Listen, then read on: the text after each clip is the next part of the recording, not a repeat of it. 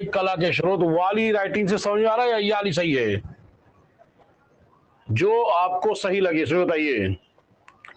ये वाली राइटिंग सही लग रही है, यानी जो पेन चला रहे हैं, या ये वाला जो छोटा छोटा लिखा है इसका सही है? नीचे वाला सही है, ऊपर या नीचे बोलिए। नीचे वाली सर। ठीक, यही यही हम 2 दिन से पढ़ा भी रहे थे, तो आज क्योंकि ऊपर लगा हुआ था तो ये बहुत छोटा छोटा है, तो ये वाला पेन यूज कर रहे हैं। पुरातात्विक स्रोत यानी साहित्य स्रोत, 2 भागों में कला के स्रोत को बांटा गया है। सबसे पहले हम बात कर रहे हैं पुरातात्विक स्रोत किसे कहते हैं। पुरातात्विक स्रोत उसे कहते हैं जो खुदाई आदि से प्राप्त होती हैं। ऐसे साहित्य को हम पुरातात्विक साहित्य यानी ऐसे स्रोत को हम पुरातात्विक स्रोत कहते हैं जो खुदाई आदि से मिलती हैं। ठीक है, तो इसमें कौन कौन से आते हैं पुरातात्विक स्रोत में? नंबर एक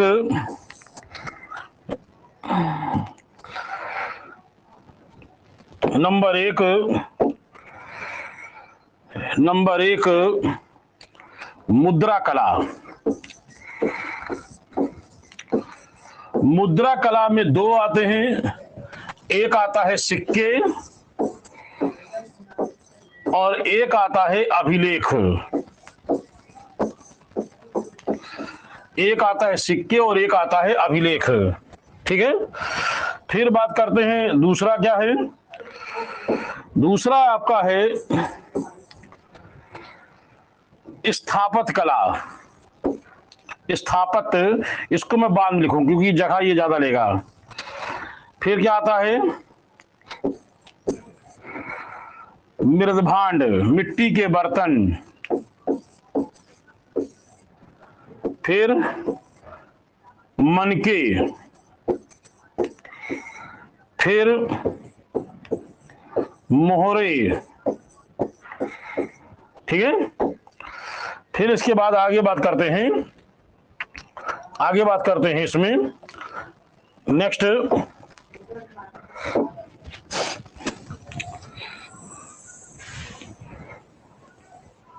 क्लियर।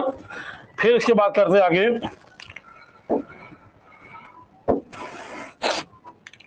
स्थापत्य कला।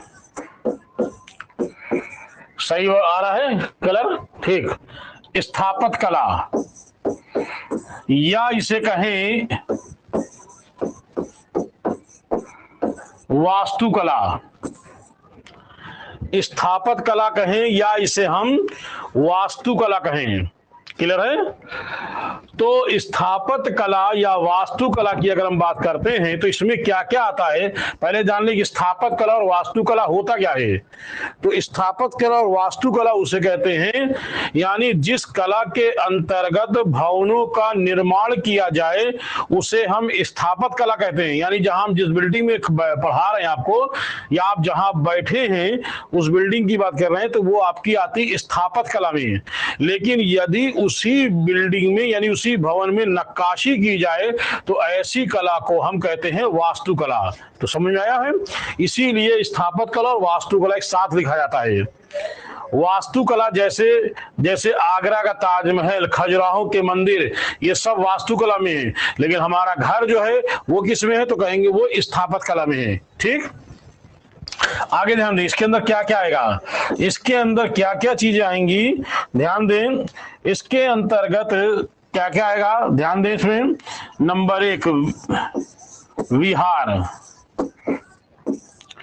नंबर 2 चैत्य।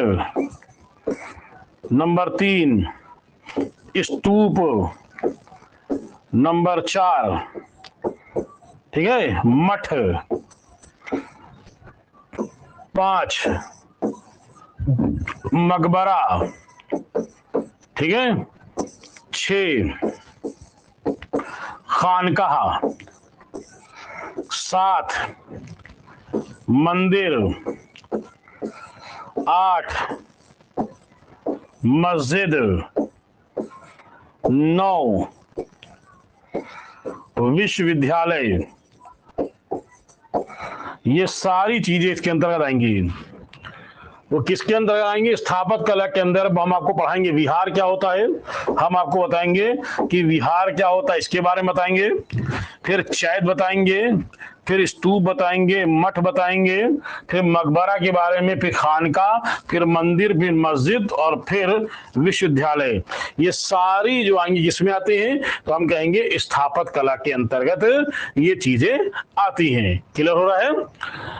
अब आइए हम बात करते हैं साहित्य स्रोत। तो ये मैंने आपको बताया क्या, पुरातात्विक। देखिए आज इसमें डिलीट करना पड़ा क्योंकि वो वाला सिस्टम वाले उसमें जो बोर्ड में था, यानी बोर्ड मतलब जो धरातल था उसका, तो मैं फिर बनवा लूंगा सर से, बाकी आज इसी में डिलीट मारना पड़ेगा। ठीक है, तो आइए आगे देखते हैं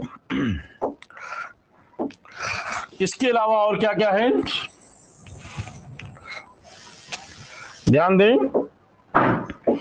इसके अतिरिक्त साहित्य स्रोत की बात कर रहे थे। साहित्य स्रोत, तो साहित्य स्रोत को दो भागों में बांटा गया है। बताया था हमने, एक तरफ मैंने बताया था पुरातात्विक, एक तरफ साहित्यिक। तो ये है, बात कर रहे हैं साहित्य स्रोत को दो भागों में बांटा गया है। कौन कौन से दो भाग हैं? एक होता है, ध्यान देना, एक होता है देसी साहित्य, एक होता देसी साहित्य और एक होता है आपका विदेशी साहित्य। विदेशी साहित्य याद रखिएगा, एक देसी साहित्य, एक विदेशी साहित्य। ठीक है, तो देसी साहित्य में जो भारत के विद्वानों ने भारत के परिप्रेक्ष्य में लिखा हो, ऐसे साहित्य को हम देसी साहित्य कहते हैं। यानी भारत का ही विद्वान हो लेकिन भारत के परिप्रेक्ष्य में लिख रहा हो, तो ऐसे साहित्य को हम कहते हैं देसी साहित्य। लेकिन विदेशी साहित्य उसे कहते हैं जो विदेश का कोई ऐसा विदेशी यात्री जो भारत में आया, देखा, समझा और उसका वर्णन अपनी पुस्तक में किया, तो ऐसे साहित्य को हम विदेशी साहित्य के नाम से जानते हैं। मैंने ये लिखा है, देसी साहित्य को दो भाग में बांटते हैं। तो देसी साहित्य को, अब इसको अब आगे बताएंगे, देसी साहित्य को दो भागों में बांटते हैं। एक होता है, ध्यान देना, एक होता धार्मिक ग्रंथ, एक होता है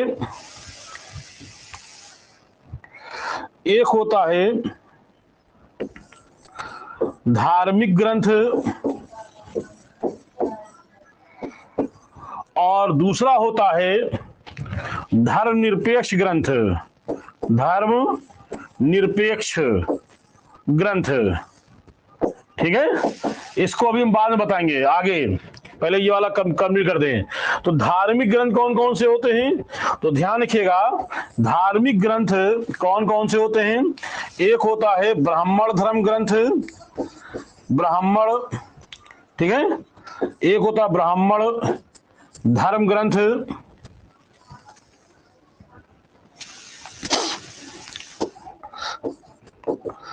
ब्राह्मण धर्म ग्रंथ, और दूसरा होता है बौद्ध धर्म ग्रंथ,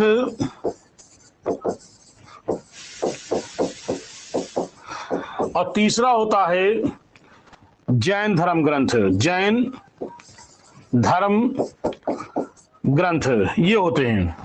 ठीक है, तो ब्राह्मण धर्म ग्रंथ, जैन धर्म ग्रंथ। तो ध्यान रखिएगा, जो ब्राह्मण धर्म ग्रंथ हैं वो, मैं यहाँ नीचे जगह नहीं है, हो जाएगा। ब्राह्मण धर्म ग्रंथ जितने भी लिखे गए हैं वो सारे संस्कृत में लिखे गए हैं। कैसे लिखे गए हैं? वो सारी संस्कृत में लिखे गए हैं।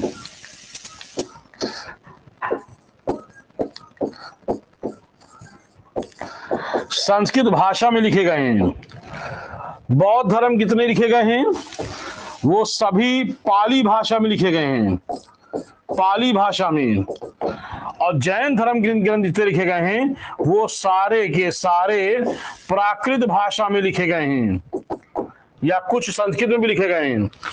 तो एक बार फिर ध्यान दें, साहित्य स्रोत को दो भागों में बांटते हैं। मैंने अभी इसको रोक रखा है, ठीक है। इसको अभी केवल ये बोल रहे हैं हम देसी साहित्य, इसको धार्मिक ग्रंथ, धर्मनिरपेक्ष ग्रंथ, अभी मैंने इसको भी रोक दिया है, दूसरे वाले इसमें बताएंगे हम। धार्मिक ग्रंथ के बारे में बताते हैं तो धार्मिक ग्रंथ कौन कौन से हैं? ब्राह्मण धर्म ग्रंथ जो संस्कृत भाषा में लिखे जाते हैं, बौद्ध धर्म ग्रंथ जो पाली भाषा में लिखे जाते हैं, जैन धर्म ग्रंथ जो प्राकृत भाषा में लिखे जाते हैं। ठीक है, क्लियर हो गया। अब आइए मैं बात कर रहा हूं इसकी, ये इसकी बात कर रहे हैं धर्मनिरपेक्ष। आप अपने नोट्स में जैसे मैं जैसे से बढ़ता हूं वैसे तो बनाइएगा नोट्स, ठीक है। तो आइए आगे बात करते हैं, ठीक है। किस पे बात करते हैं?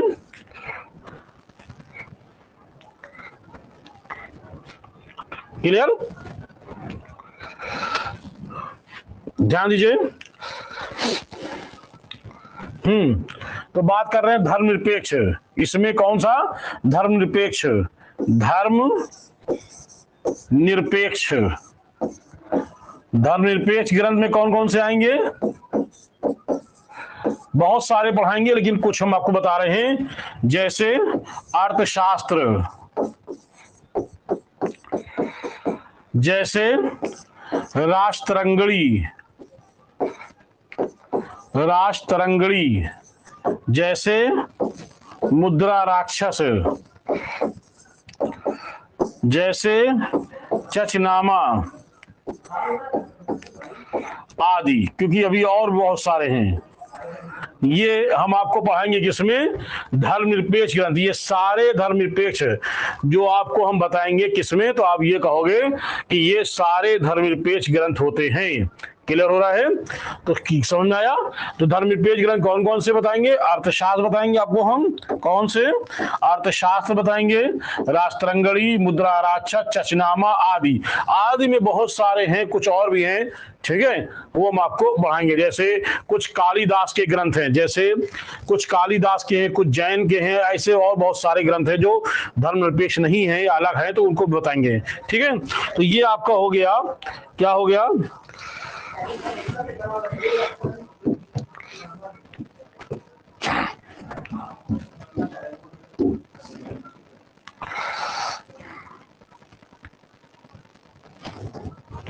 ठीक है, अब आइए बात करते हैं विदेशी साहित्य।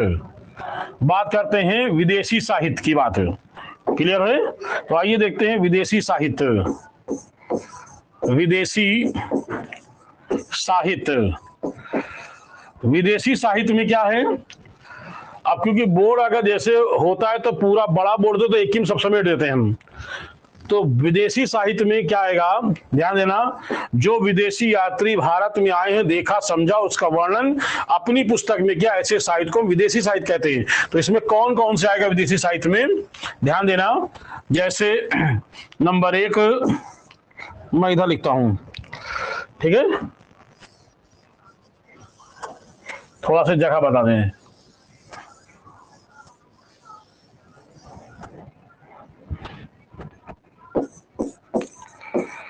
विदेशी साहित्य,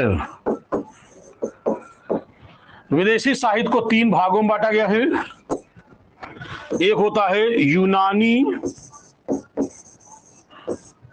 रोमन लेखक, यूनानी रोमन लेखक, ठीक। दूसरा क्या है?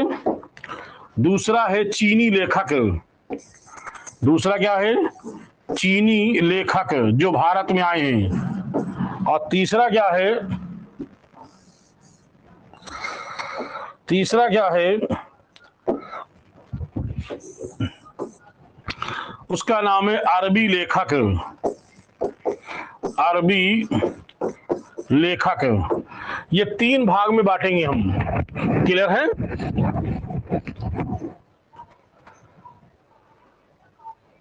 क्या वीडियो रुक गई है?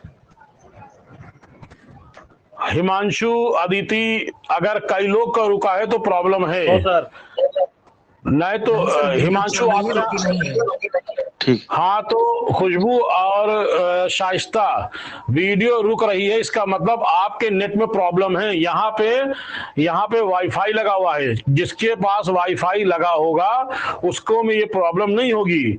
और जिसका वाईफाई नहीं है तो उसमें रुक रुक के यहाँ जहाँ जैसे मोबाइल में क्या होता है नेट के सर्वर जो होता है बहुत तेज नहीं चलता है, या ऐसी जगह बैठे जहाँ पे थोड़ा सर्वर ठीक रहे। ठीक है, अगर नेट अगर सबका रुक रहा है तो इसका मतलब हमारी प्रॉब्लम है, अगर किसी एक दो का रुक रहा है तो इसका मतलब आपकी प्रॉब्लम है, क्योंकि वहां से आपका नेट कमजोर है आपका। ठीक है, तो इसका मतलब ये चल रहा है, क्लियर है, शाइस्ता चल रहा है। कामनी खुशबू कह रही नहीं चल रहा है, नहीं चल रहा है मतलब खुशबू थोड़ा से आप इधर उधर बैठिए तब क्लियर होगा। ठीक है, और एक बात और बता दें सबको, मैं एक बात बता दूं आपको कि जब तक क्लास न हो जाए तब तक अपने नेट को सेव करके रखें, बच्चों को मत दें, क्योंकि बच्चे क्या होता है मोबाइल पा जाते हैं तो यूट्यूब पे लग जाते हैं। तो इसलिए बेहतर है कि जब तक हमारी क्लास नहीं होती तब तक सेव करके रखें, और नहीं उसके बाद भी, क्योंकि उसके बाद भी आपको नोट्स बनाना है तो वो भी नेट बचा के रखें, क्योंकि सारा खेल नेट का है।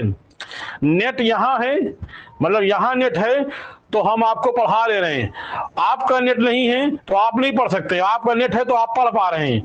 तो इस बात को ध्यान रखिएगा, नेट को बचा के रखें। ठीक है, तो यूनानी रोमन लेखक, चीनी लेखक, अरबी लेखक, तो ये मैंने बताया कि विदेशी साहित्य को 3 भागों में बांटा गया है। अब बात करते हैं हम किसकी, यूनानी रोमन लेखक को 3 भागों में बांटा गया है, इसको भी 3 भागों, इसको किसको, इसको ध्यान रखेगा, इसको यानी यूनानी रोमन लेखक को। कौन, ध्यान दीजिए, सिकंदर महान आया था, सिकंदर से पहले आए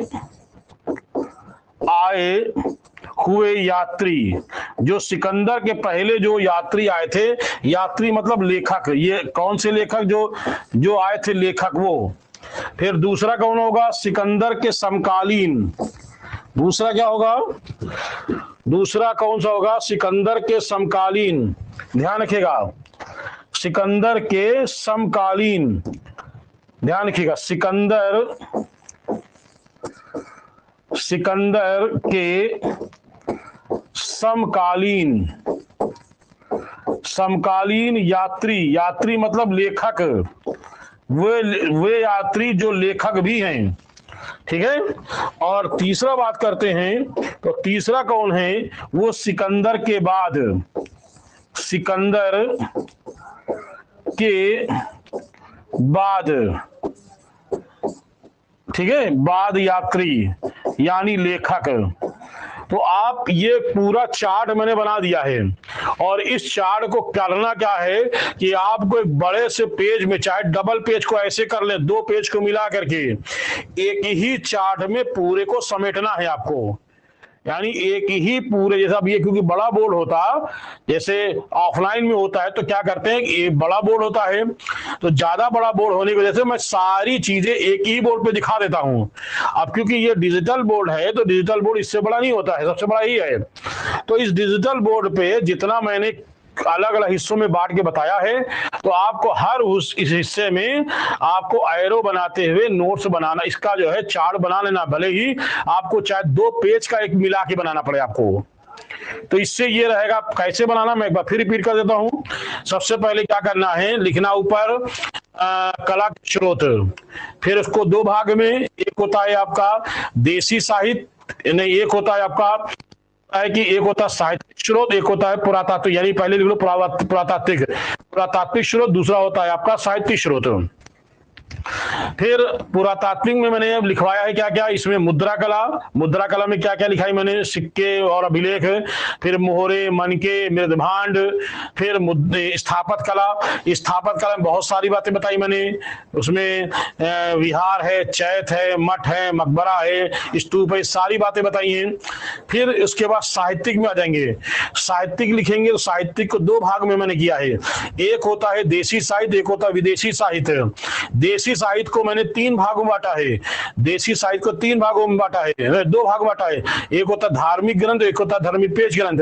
फिर क्या कहते हैं, धर्मनिरपेक्ष ग्रंथ को 3 भाग में बांटा है, वो धार्मिक ग्रंथ को 3 भाग में बांटा है, एक ब्राह्मण ग्रंथ, फिर बौद्ध धर्म ग्रंथ, फिर जैन धर्म ग्रंथ, और इन तीनों की भाषाएं बताई हैं। ब्राह्मण की जो है संस्कृत है, बौद्ध की जो है आपकी पाली है, और प्राकृत की संस्कृत, और प्राकृत की जो है वो जैन की प्राकृत है। इधर फिर धर्मनिरपेक्ष ग्रंथ बताया है। तो धर्मनिरपेक्ष ग्रंथ में मैंने आपको अर्थशास्त्र, राजतरंगड़ी, मुद्रा राक्षस, है ना, और इसके अलावा देसी साहित्य में ये है, वो विदेशी साहित्य में ये है। यूनानी, रोमन लेखक, चीनी, अरबी लेखक, सिकंदर से पहले आए यात्री, सिकंदर के समकालीन और सिकंदर के बाद के लेखक। तो ये आपका एक पूरा चार्ट बना दिया। अब इसको आप बेहतर अच्छी तरह बना लीजिए। अब शुरुआत करते हैं कहां से? मुद्रा कला से। ठीक है, किससे शुरुआत करते हैं हम लोग? मुद्रा कला से शुरुआत करते हैं, ध्यान रखिएगा। क्लियर? मुद्रा कला से तो आइए देखते हैं मुद्रा कला और शुरुआत।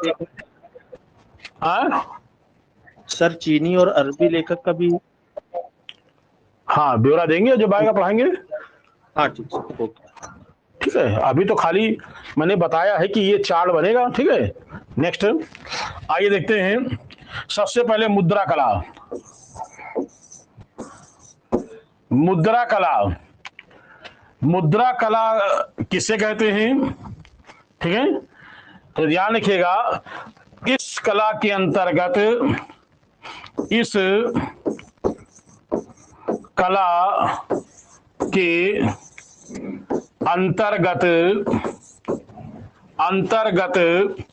सिक्के और अभिलेख आते हैं, और अभिलेख आते हैं। ठीक है, मुद्रा कला के अंतर्गत सिक्के और अभिलेख आते हैं। आगे बात करते हैं। ठीक है,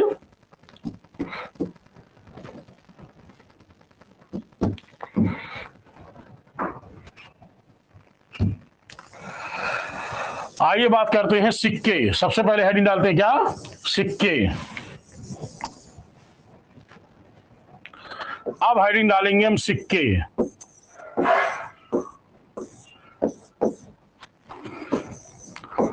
सिक्कों के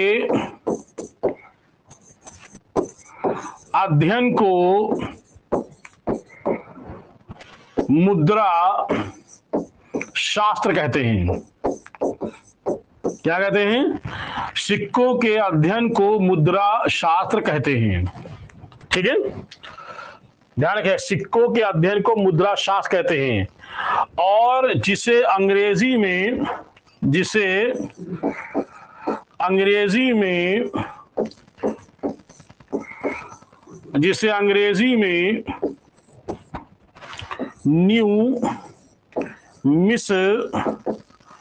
न्यूमिस्मैटिक्स, जिसे अंग्रेजी में न्यूमिस्मैटिक्स, याद रखिएगा, न्यूमिस्मैटिक्स ये कहते हैं, जिसे अंग्रेजी में न्यूमिस्मैटिक्स कहते हैं। याद रखिएगा, क्या कहते हैं? अंग्रेजी में न्यूमिस्मैटिक्स कहते हैं, हिंदी में मुद्रा शास्त्र कहते हैं।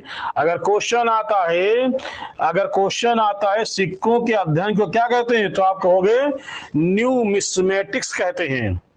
आया समझ में?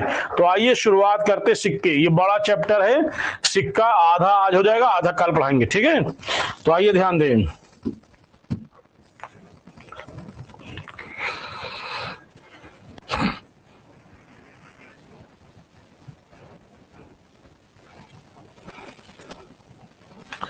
चलिए देखते हैं, सिक्के हेडिंग डाला था मैंने।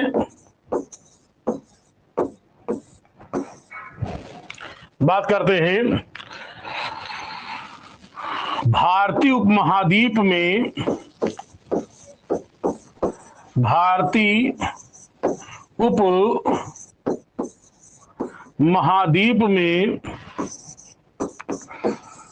सिक्के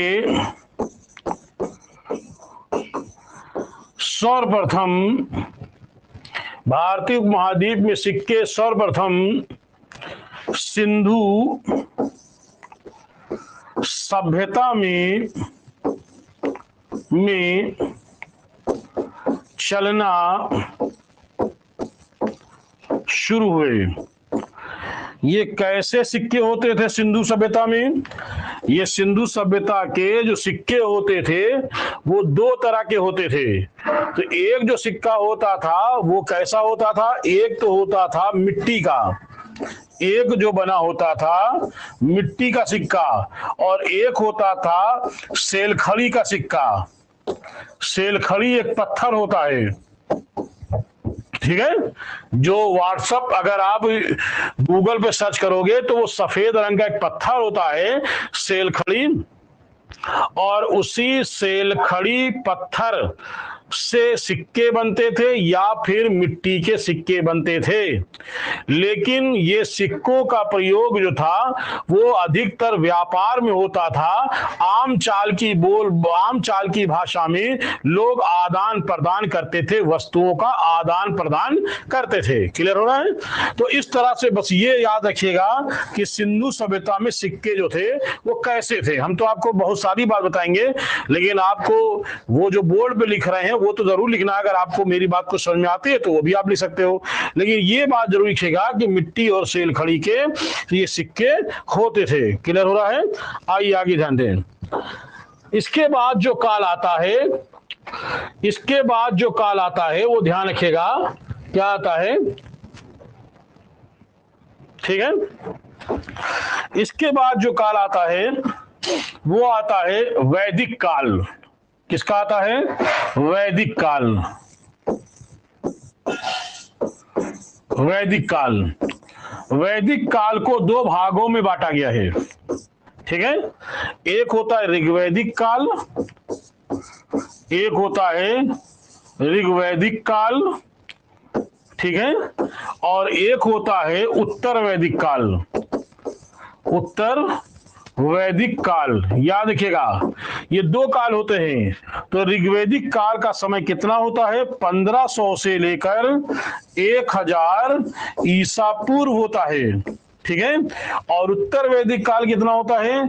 1000 से लेकर 600 ईसा पूर्व होता है, ठीक है। अब आप क्वेश्चन आएगा कि ये क्वेश्चन पूछा जाएगा कि क्या ऋग्वैदिक काल में सिक्के चलते थे, क्या उत्तर वैदिक काल में सिक्के चलते थे? तो कहेंगे कि इस काल में सिक्के नहीं चलते थे। आप लिखना है आपको, सिक्के नहीं चलते थे। उत्तर वैदिक काल में भी सिक्के नहीं चलते थे, यानी ऐसे समझ लो कि पूरे वैदिक काल में सिक्के नहीं, क्रॉस का मतलब नहीं चलते थे। तो आपको लिखना है कि वैदिक काल हो चाहे पूरा वैदिक काल में सिक्के नहीं चलते, यानी दोनों कालों में भी सिक्के नहीं चलाए जाते थे। फिर क्या होता था तो मैं बताता हूं आपको क्या होता था इसमें। ऋग्वैदिक काल की बात करते हैं पहले, ठीक है। पहले ऋग्वैदिक की काल की बात करते हैं। तो ऋग्वैदिक काल में ध्यान दीजिएगा, ऋग्वैदिक काल में यानी इस काल में विनिमय का माध्यम होता था। विनिमय का माध्यम था। और विनिमय का माध्यम क्या था? विनिमय का माध्यम उस समय गाय होती थी। क्या होती थी? गाय होती थी। गाय दे ऋग्वैदिक काल का समय कितना बताया मैंने? 1500 से 1000 के अंदर क्या व्यवस्था थी? उस समय व्यवस्था गाय होती थी, यानी गाय दे करके कोई भी वस्तु प्राप्त की जा सकती थी। ये उस समय की गाय जो होती थी वो एक संपत्ति होती थी। समझना मेरी बात को, गाय क्या थी? एक संपत्ति होती थी। लोग जैसे आज विनिमय का माध्यम क्या है? रुपया है। हम रुपये के यानी रुपये के माध्यम से सारी चीज ले सकते हैं। समझ रहे हैं? आज आप नौकरी पाना चाहते हैं, किस लिए? क्योंकि आपको उसमें वेतन मिलेगा, रुपया मिलेगा। हम इसलिए पढ़ा रहे हैं कि आप मुझसे जुड़ करके मुझे क्या देंगे? रुपया देंगे। तो माध्यम क्या है हमारे आपके बीच में? रुपया। तो विनिमय का माध्यम उस समय क्या थी? उस समय विनिमय का माध्यम जो थी वो क्या थी? गाय थी। उस समय विनिमय का माध्यम गाय थी। लोग गाय देते थे, उसके बदले ले लेते थे कोई ना कोई वस्तु।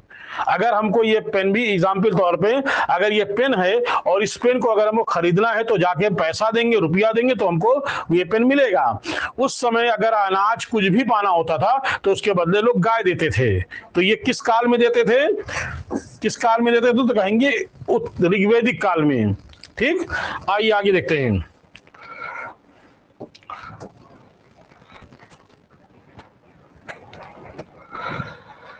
ठीक है। तो ये अभी मैं ऋग्वेदिक काल की बात कर रहा हूं, ठीक है। अभी मैं ऋग्वेदिक काल, तो ऋग्वेदिक काल का एक ही ग्रंथ है, अब वो ऋग्वेदिक काल में लिखा गया, वो कौन सा है? वेद, ऋग्वेद। तो ऋग्वेदिक काल का कौन सा ग्रंथ है? ऋग्वेद, याद रखिएगा, ऋग्वेद, ठीक है। तो ऋग्वेद में व्यवहारिक रूप में सिक्कों का नाम कहीं नहीं मिलता है, लेकिन ऋग्वेद में 2 सिक्कों का नाम मिलता है। क्या मिलता है? एक सिक्का मिलता है ऋग्वेद में सिक्कों का नाम मिलता है। क्या नाम मिलता है? एक का नाम मिलता है निष्क और एक का नाम मिलता है शतमान। ये दोनों क्या हैं? ये दोनों सिक्के हैं, समझ रहे हैं। तो ऋग्वेद में निष्क सिक्का है, लेकिन ऋग्वेदिक काल में निष्क गले का आभूषण था। जैसे रियल्टी में निष्क होता था गले का आभूषण, ये खुदाई मिला है, उसको कहते थे निष्क। लेकिन ऋग्वेद में निष्क नाम क्या है? तो ऋग्वेद में निष्क का नाम क्या है? सिक्का है। याद रखिएगा, ऋग्वेदिक काल में निष्क जो होता था वो होता था गले का आभूषण, गले का आभूषण। याद कर लीजिएगा। अगर क्वेश्चन कैसे बनेगा, पूछेगा किस तरह से कि निम्नलिखित में से निष्क नाम ऋग्वेद में क्या है? तो निष्क नाम ऋग्वेद में क्या है? सिक्का है, ठीक है। फिर ध्यान दीजिए, अब ऐसे पूछेगा ऋग्वेदिक काल में निष्क क्या था? तो ऋग्वेदिक काल में निष्क गले का आभूषण था। तो दोनों बातें याद रखिएगा, निष्क ऋग्वेदिक यानी ये व्यवहारिक में निष्क क्या था? वो गले का आभूषण था, लेकिन साहित्य में क्या है? वो निष्क सिक्का था, ठीक है। क्योंकि वैदिक काल का जो है केवल यही 4 वेद हैं, इन चारों वेदों से मिलता, बाकी कहीं जानकारी नहीं मिलती है, लेकिन खुदाई में मिला है गले का आभूषण, इसको निष्क कहते थे। तो ये मैंने आपको बताया क्या? ये मैंने आपको जो बताया है, ध्यान रखिएगा, ये केवल मैंने ऋग्वेदिक काल, ध्यान रखिएगा, ये मैंने क्या बताया? केवल ऋग्वेदिक काल की जानकारी हमने आपको दी है, ठीक है। ध्यान रखिएगा, ये हमने आपको ऋग्वेदिक काल की जानकारी। अब आइए उत्तर वैदिक देखते हैं। उत्तर वैदिक समझ रहे? तो उत्तर वैदिक काल में भी विनिमय का माध्यम था। विनिमय का माध्यम क्या था? आभूषण था। याद कर लीजिएगा, उत्तर वैदिक काल में यानी 1000 से 600 ईसा पूर्व में विनिमय का माध्यम क्या हो गया? आभूषण हो गया। कैसे होगा ये भी समझा देते हैं। देखो भैया, ऋग्वेदिक काल में क्या करते थे कि एक एरिया सीमित था, यानी एक मोहल्ले से दूसरा मोहल्ले तक ही एरिया था। तो क्या होती थी, गाय हाँक के ले जा सकते थे। पता चला कि अब एरिया जो है वो 200 किलोमीटर से चला गया, 300 मीटर तक 300 किलोमीटर से चला गया, 200 किलोमीटर से चला गया था, वहां गाय ले जाना दुष्कर था। तो लोगों ने गाय के स्थान पर उत्तर वैदिक काल में विनिमय का माध्यम क्या बना लिया? विनिमय का माध्यम उन्होंने आभूषण बना लिया। तो अगर क्वेश्चन आता है कि ऋग्वेदिक काल में विनिमय का माध्यम क्या था, तो आप कहोगे गाय। और दोबारा क्वेश्चन पूछते हैं कि उत्तर वैदिक काल में, ये लिखा है उत्तर वैदिक काल में विनिमय का माध्यम क्या था, तो आप कहोगे आभूषण। ये लिखा है, क्या है? आप कहोगे आभूषण उत्तर वैदिक काल में। अब आइए उत्तर वैदिक साहित्य में क्या उल्लेख मिलता है? सिक्के मिलते ही नहीं मिलते हैं। ऐसे तो उत्तर वैदिक काल में सिक्कों का उल्लेख नहीं है, लेकिन ग्रंथों में उल्लेख मिलता है। ध्यान रखिएगा, ग्रंथों में उल्लेख मिलता है, ठीक है। क्या मिलता है ये देखते हैं। ग्रंथों में उल्लेख मिलता है, समझ रहे हैं? तो कौन कौन से ग्रंथ हैं? यजुर्वेद, सामवेद और अथर्ववेद। ये तीनों वेद किस काल के हैं? इसकी काल के हैं, ठीक है। और इनमें सिक्कों का नाम मिलता है। क्या मिलता? सिक्कों का नाम देखिए, इन तीनों में सिक्कों का नाम क्या मिलता है? एक का नाम मिलता पादनिष्क। क्या नाम मिलता है? एक का नाम मिलता पादनिष्क, एक का नाम मिलता कृष्णल और एक का नाम मिलता है सुवर्ण। सुवर्ण ये नाम मिलते हैं, लेकिन व्यवहारिक नहीं थे ये खाली ग्रंथों में लिखा है बस। ठीक है, तो याद रखिएगा उत्तर वैदिक साहित्य में सिक्कों का उल्लेख है, लेकिन व्यवहारिक उत्तर वैदिक काल में कहीं पर कोई सिक्का खुदाई आदि से नहीं मिला है। ठीक है, तो ये मैंने आपको बताया, किस काल का बताया मैंने, उत्तर वैदिक काल का। चलिए आगे देखते हैं, आगे देखते हैं क्या है। उत्तर वैदिक काल के बाद क्या आता है, ध्यान रखना, उत्तर वैदिक काल के बाद आता है छठी शताब्दी ईसा पूर्व। क्या आता है, छठवीं, क्या आता है,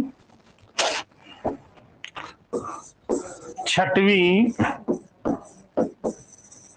शताब्दी ईसा पूर्व, ये आता है। ये वो काल है, छठी शताब्दी ईसा पूर्व वाला वो काल है जब भारत में नास्तिक धर्मों का उदय हुआ। नास्तिक धर्मों का उदय हुआ, एक तो ये है, यानी जैन और बौद्ध धर्म का उदय हुआ। दूसरा क्या है, मगध का उत्कर्ष हुआ, मगध का उत्कर्ष हुआ। ठीक है, ये है। तो ध्यान रखिएगा, ये वो समय है जब भारत में नास्तिक धर्म यानी जैन धर्म और बौद्ध धर्म का उदय हुआ है, और ये वो समय है जब भारत में मगध की शुरुआत होती, यानी या कह सकते हैं, और क्या कह सकते हैं, और 16 महाजनपद का उदय हुआ है, 16 महाजनपदों का उदय हुआ है। तो ये वो काल है, यानी वो ये समय है। अगर ऐसे कहें कि 2014 से लेकर के और अभी 24 तक की किसकी सरकार है, तो कहेंगे बीजेपी की सरकार है। तो बस ऐसे समझिए कि छठी शताब्दी में क्या क्या था। एक तरफ जो है भारत में नास्तिक धर्म का उदय हो रहा था, दूसरी तरफ 16 महाजनपदों का उदय, और उनमें से सबसे महत्वपूर्ण कौन जनपद था, उनमें सबसे महत्वपूर्ण जनपद मगध था। तो ये छठी शताब्दी की बात हम कर रहे हैं आपको। तो इसमें इसमें सिक्के चले या नहीं चले, तो आइए मैं बताता हूं आपको। ठीक है, इसमें क्या है, इसमें ध्यान रखिएगा, इसमें क्या है कि भारत में पहली बार यानी छठी शताब्दी ईसा पूर्व में पहली बार भारत में धातु के सिक्के चलना शुरू हुए। तो पहली बार धातु के सिक्के चलना शुरू हुए, ध्यान रखिएगा, पहली बार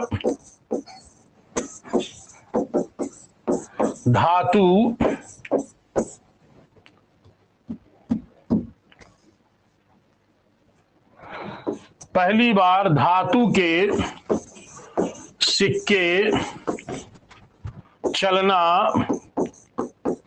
शुरू हुए। कब हुए, तो आप लिखोगे छठवीं शताब्दी ईसा पूर्व लिखोगे आप। तो आप लिखोगे छठवीं शताब्दी ईसा पूर्व में पहली बार धातु के सिक्के चलना शुरू हुए। क्लियर हो गया है, आइए आगे बढ़ते हैं। तो ये धातु के सिक्के कैसे चलते थे, एक चलता था चांदी का सिक्का और एक चलता था तांबे का सिक्का। तो सबसे पहले चांदी और तांबे वाले सिक्के चले हैं। इन पर क्या था, इन पर मोर, चंद्रमा, ठीक है, मोर, चंद्रमा, पृथ्वी, आकाश,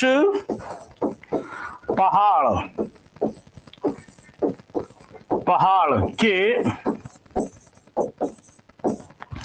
के चिन्ह बने होते थे, चिन्ह बने होते थे, याद कर लीजिएगा। तो ये जो सिक्के मैंने बताए आपको कौन से, ये वाले सिक्के कि इन सिक्कों पर किसके चिन्ह बने होते थे, तो कहेंगे मोर, चंद्रमा, पहाड़, आकाश, पृथ्वी, इन सबके चिन्ह बने होते, चित्र नहीं चिन्ह। जैसे घर में प्लास्टर हो और आप हाथ रख दें तो हाथ तो उस पर पंजे का चिन्ह बन जाए, नहीं बन जाएगा। तो जैसे कोई चीज काम हो रहा है उस पर एक चिन्ह रख दें तो चिन्ह अलग होता है, चित्र अलग होता है। तो चिन्ह मतलब है कि डिजाइन टाइप लग रही है लेकिन वो वास्तव में चित्र नहीं है। तो इस तरह से चिन्ह बने होते थे। आ रही बात समझ में आप लोग को? तो इस तरह से चिन्ह बने होते थे और ऐसे सिक्कों कहते क्या हैं, ध्यान रखिएगा, ऐसे सिक्कों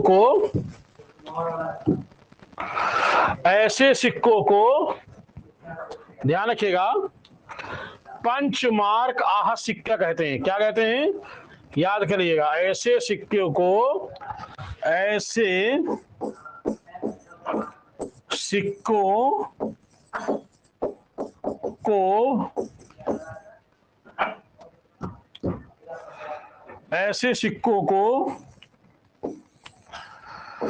पंच मार्क आहत सिक्के कहते थे। तो याद रखिएगा, पंचमार्क आहत सिक्के काहे के थे, चांदी और तांबे के थे। इन पर चिन्ह काहे के बने होते थे, अभी मैंने आपको बताया कि इनके पर ये चिन्ह बने होते थे। तो इन सिक्कों को पढ़ने का दावा सबसे पहले किसने किया है, ये नाम किसने दिया है पंचमार्क? तो आइए ध्यान दें कि पंचमार्क आहत सिक्कों को पढ़ने का दावा किसने किया है? ध्यान रखिएगा, पंचमार्क आहत सिक्कों को पढ़ने का दावा, कौन से सिक्के, पंचमार्क आहत सिक्के। तो पंचमार्क आहत सिक्कों को पढ़ने का दावा किसने किया है? तो कहेंगे जेम्स प्रिंसेप ने किया है। किसने किया है?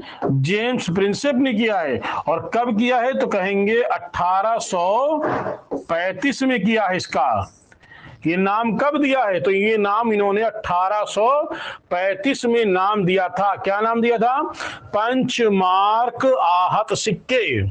समझना मेरी बात को। तो ये नाम किसने दिया? तो आप कहोगे जेम्स प्रिंसेप ने नाम दिया है ये नाम, है ना? तो ध्यान रखिएगा, पंचमार्क आहत सिक्कों का नामकरण करने का श्रेय किसे जाता है, यानी कह सकते हैं नामकरण किसने किया है? तो ये नामकरण जो है, ये नामकरण किसने किया? तो आप कहोगे जेम्स प्रिंसेप ने किया है ये नाम। ठीक, चलो आगे बढ़ते हम लोग।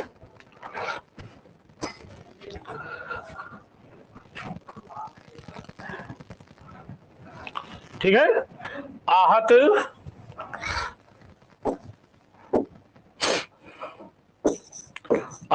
सिक्के, पंचमार्क आहत सिक्के।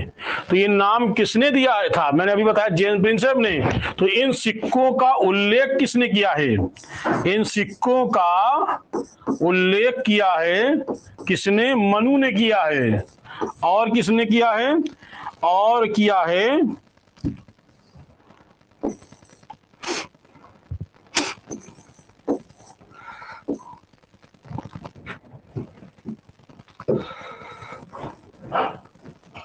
किसने किया है? मनु ने किया है। और किसने किया है? पाणिनि ने किया है। तो ध्यान रखिएगा, दो लोगों ने इसका उल्लेख किया, एक मनु ने किया है और एक पाणिनि ने किया इसका उल्लेख। कौन से? पंचमार्क आहत सिक्के। अब मैं करंट की बात कर रहा हूं। देखिए, इस बार जो लोग भी मुझसे पुराने स्टूडेंट जुड़े हैं वो जरूर फायदे में रहेंगे। क्यों? क्योंकि मैं कई नई नई चीजें खोज लाया हूं, समझ रहे हैं?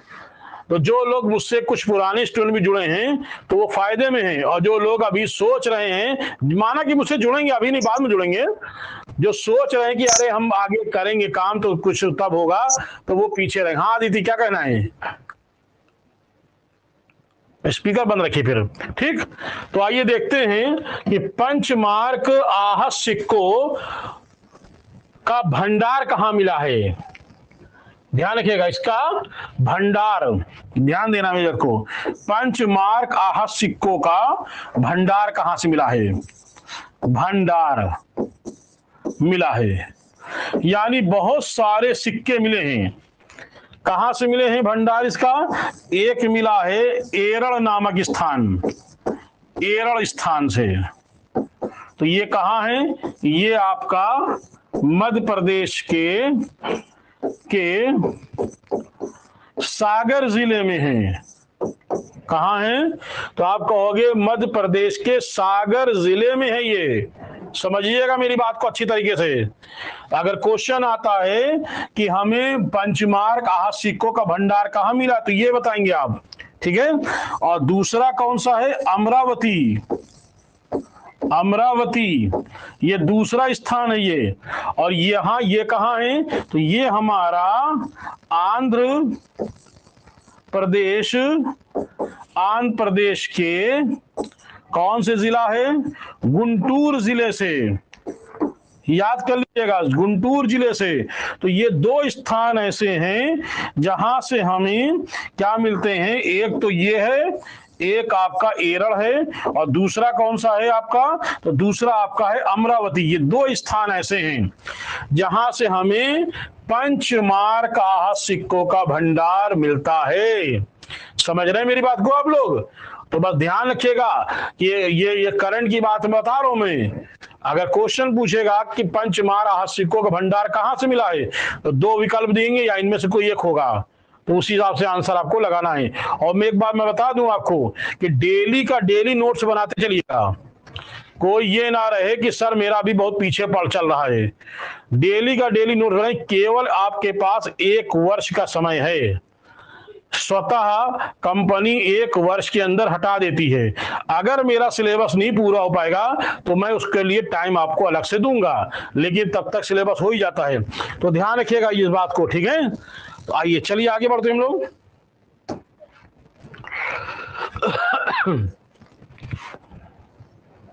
ये अब आगे बात करते हैं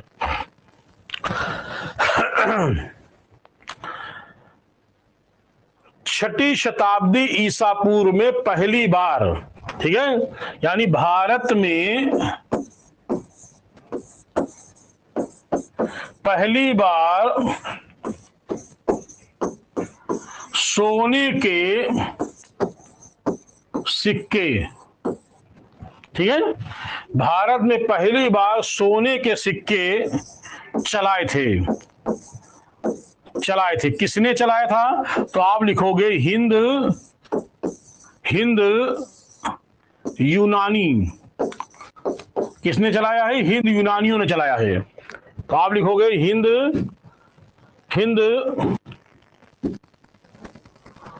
यूनानियों ने भारत में सर्वप्रथम किसने चलाया है सोने के सिक्के? तो आप लगाओगे हिंद यूनानी।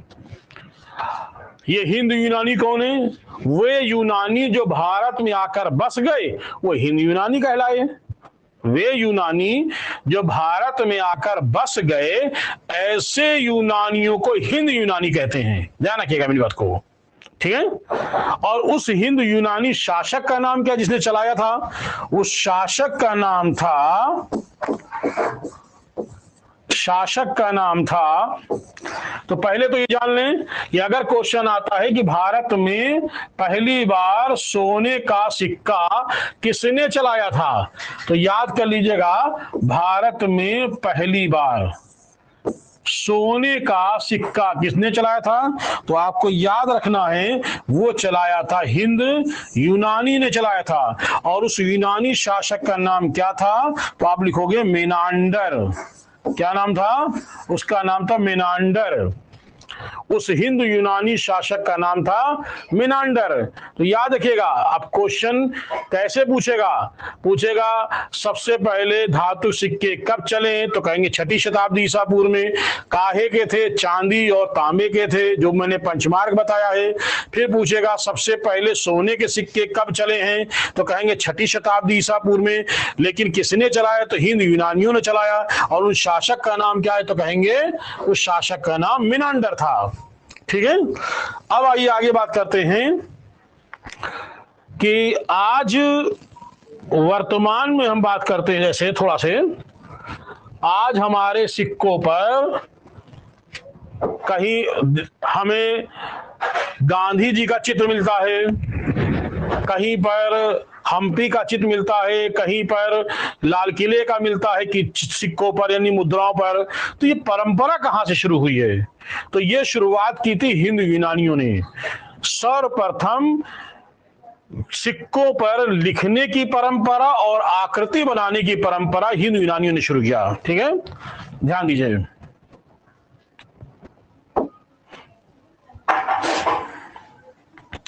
सर्वप्रथम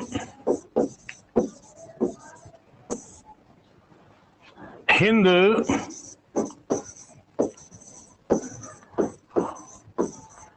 यूनानियों ने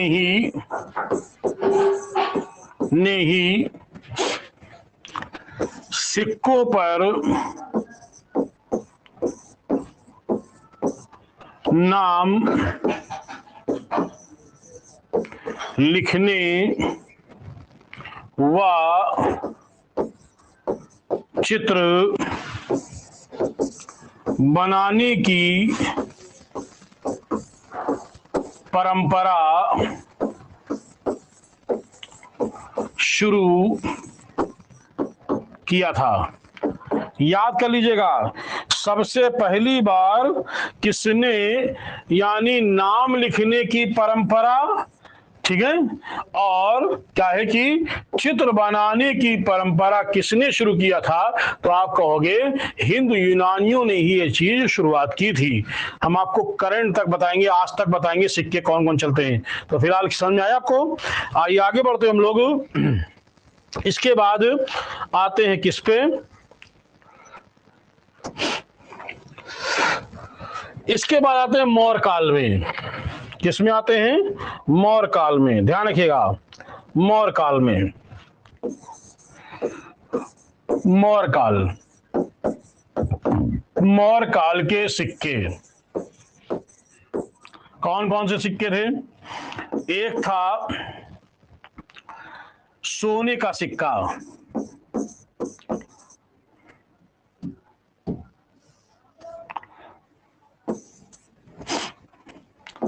सोने का सिक्का, और सोने के सिक्के कहते थे सुवर्ण। ठीक, सोने के सिक्के क्या कहते थे? सुवर्ण।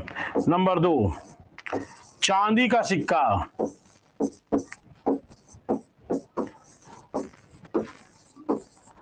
चांदी सिक्कों को बोलते थे पड़ या धावड़, पड़ या धावड़। फिर तीसरा क्या था?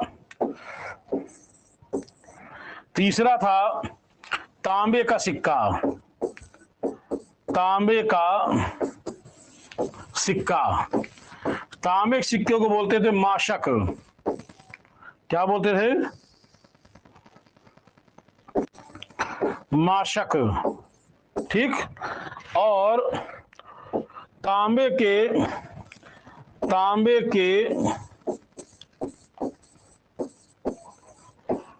छोटे सिक्के को कहते थे काकड़ी। काकड़ी। तो ध्यान दीजिए एक बार फिर से, मैंने क्या कहा है? मौर्य काल के जो सिक्के थे कौन से थे?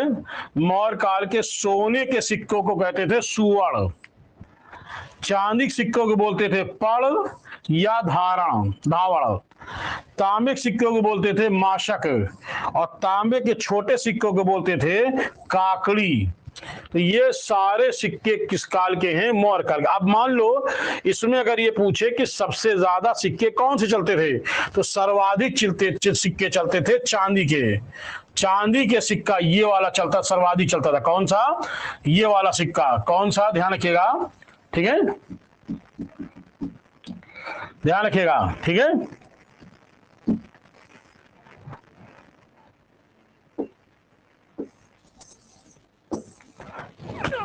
तो सबसे ज्यादा कौन सा? ये पड़।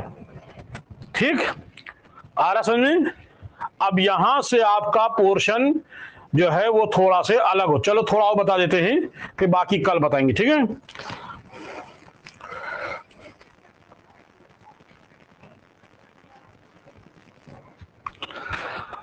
इसके बाद मौर्य काल के बाद आता है मौर्योत्तर काल।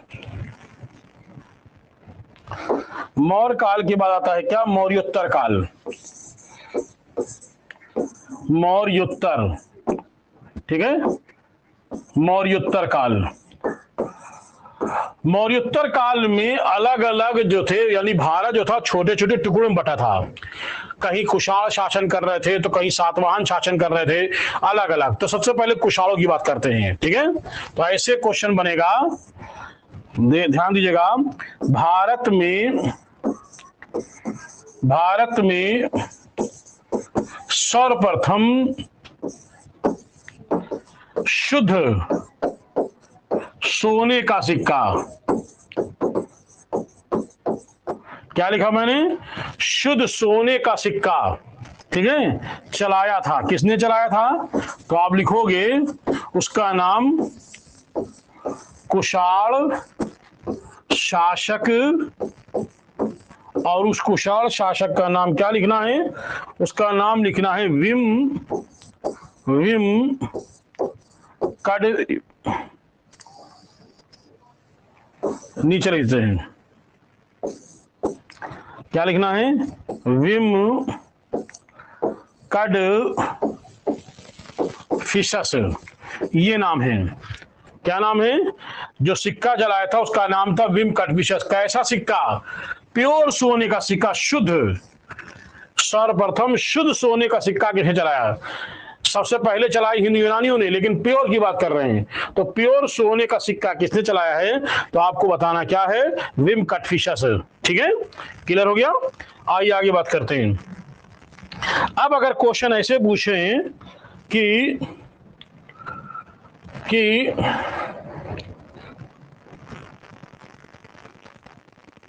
ठीक है, अब क्वेश्चन ये पूछें कि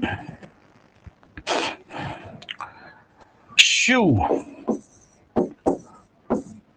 नंदी, त्रिशूल, शिव नंदी त्रिशूल की आकृति वाला सिक्का किसने चलाया था? तो आप कहोगे विम कटफिशस, विम कड फिशस, विम कटफिशस ने चलाया था। यानी जिस पर शिव की आकृति बनी हो, जिस पर नंदी मतलब बैल की आकृति बनी हो, जिस पर त्रिशूल की आकृति बनी हो, तो ऐसे सिक्का किसने चलाया था? तो शासक का नाम है विम कटफिशस, ठीक है। ध्यान रखिएगा, विम कटफिशस ये वो शासक था, वही सिक्का है जो शुद्ध सोने का सिक्का था, उसी में ही बनवाया था। तो इसका नाम था, कौन था? कुशाण शासक था, ठीक है। तो ये आपका एक और देख लेते हैं।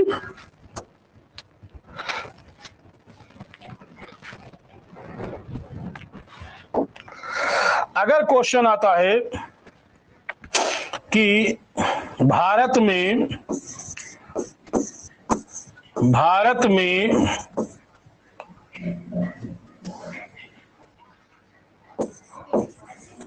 शीशे व प्रोटीन, शीशे व प्रोटीन के, प्रोटीन मतलब पुट्टी, प्रोटीन मतलब होता है पुट्टी। इसका मतलब क्या होता है? जो घर के दरवाजों खिड़कियों में लगती है उसको बोलते हैं पुट्टी। तो भारत में शीशे व प्रोटीन के सिक्के किसने चलाया था? तो कहेंगे सातवाहनों ने, सातवाहनों।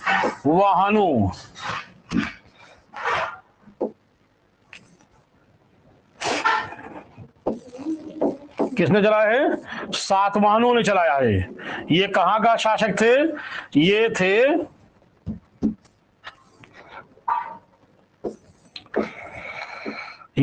दक्षिण के, ये दक्षिण भारत के थे सातवाहन। और ये सिक्कों में, इन सिक्कों पर, यानी इन सिक्कों पर क्या बनाते हैं? जहाज, पानी वाला जहाज, जहाज की आकृति बनाते थे, ठीक है। तो ये मैंने आज आपको बता दिया यहां तक कि अब कल हम आपको पढ़ाएंगे इसके आगे, ठीक है। तो समझ में आया आप लोग को? तो चलिए, आपको क्लियर हो गया होगा। किसी को कुछ पूछना हो तो मुझसे पूछ सकता है। कौन कौन है? अदिति है, हिमांशु है, कामनी है, राजेश है, राजमणि है, शाइस्ता है, मंजू है और खुशबू है, यानी कुल 9 लोग हैं। ठीक है, तो इसलिए चलिए, बहुत इंपॉर्टेंट क्लास है, इसको मिस मत करिए और इसका नोट्स बना लीजिएगा। क्वेश्चन कल पूछेंगे, आज समय हो गया काफी। ठीक है, चलिए, गुड आफ्टरनून, जय हिंद।